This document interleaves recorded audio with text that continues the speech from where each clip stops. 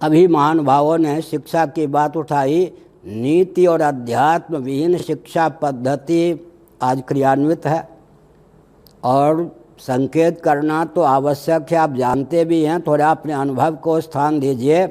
जिस देश में हर व्यक्ति बाजार का सौदा बनाने के लिए ही उत्पन्न किया जाता हो, हर व्यक्ति का लक्ष्य बनाया जाता हो विद्यालय के माध्यम से कि बाजार का सौदा बनो, उस देश का उत्कर्ष कैसे हो सकता है?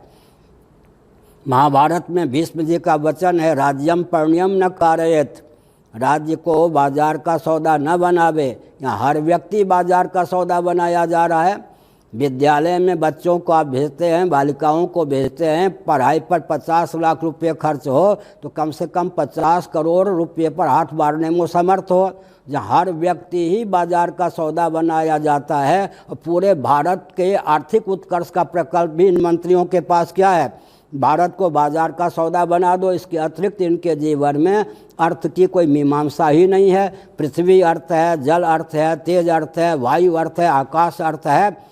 और जितने मनुष्य हैं अगर वो स्वाभाविक रूप से मानवोचित शील से संपन्न रहें तो वो अर्थ हैं। लेकिन विचार करके देखा जाए तो पृथ्वी को, जल को, तेज को, वायु को, आकाश को विकृत करने का प्रकल्प चल रहा है। अर्थ के जितने स्रोत हैं उनको विकृत करने का प्रकल्प चल रहा है।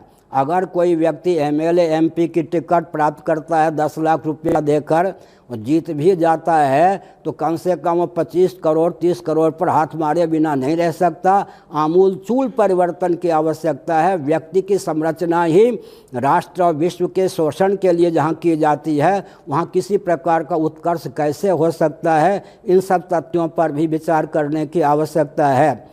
साथ ही साथ मैं ये कहना चाहता हूँ, अभी देखिए देश की स्थिति, कोरोना ये जो रोग है, महामारी, शासन तंत्र ने अनुग्रह पूर्वक कहा एक मरीज पर इतना, लेकिन अब चिकित्सक लोग कितने शोषक हो गए हैं, ध्यान देने की आवश्यकता है। जिस किसी को कह देते हैं कोरोना का बीमार है, उसके नाम पर उनका घर तो भर रहा है, लेकिन देश का क्या होगा जहाँ हर व्यक्ति, बाढ़ की समस्या बिहार आदि में 50 वर्ष नहीं 100 वर्ष से है।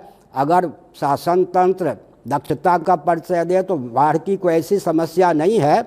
हम विज्ञान भी जानते हैं, मैं संकेत करना चाहता हूँ, बाढ़ की कोई ऐसी समस्या नहीं है जिसको दूर न करें। लेकिन हर वर्ष बाढ़ आएगी तो उससे अमुक अमुक के जेब भरेंगे। इसका मतलब हर व्यक्ति को शोषक बनाने का जहाँ पर अभियान है वहाँ राष्ट्र का सुमंगल कैसे हो सकता है? व्यक्ति की संरचना जिस शिक्षा पद्धति के आधार पर होती है वो देहात्म भाव भावित है।